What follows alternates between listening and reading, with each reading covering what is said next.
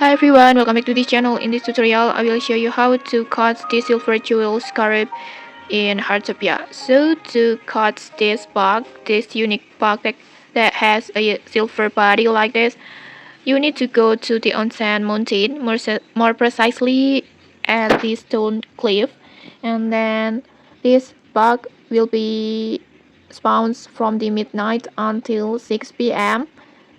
so it will not spawn at the night, and after that and beside that this bug will be spawned only at the sunny and rainbow.